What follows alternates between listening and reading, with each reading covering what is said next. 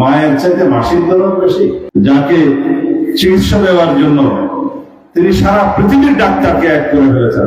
আশা করছি তিনি শিগগিরই চলে আসবেন।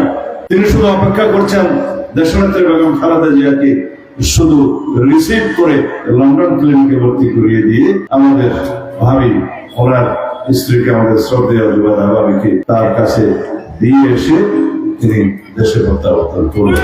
এটার মধ্যেও অনেকে ষড়যন্ত্র দেখছে।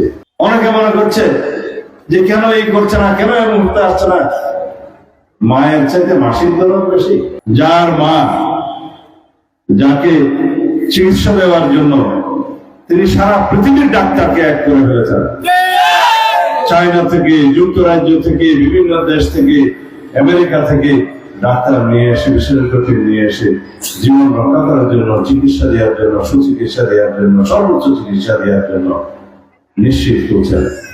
আর সেই ছেলেকে নিয়ে প্রশ্ন করে তিনি চেষ্টা করছেন কোন রকমে এয়ার অ্যাম্বুলেন্সে নিয়ে লন্ডন পর্যন্ত যদি নিয়ে যাওয়া যায় গতবারের মতো, তাহলে দেশনেত্রী বেগম খালেদা জিয়ার জীবনটা হয়তো রক্ষা করা যাবে, আল্লাহ রাব্বুল আলামিন যদি হায়াত রাখে।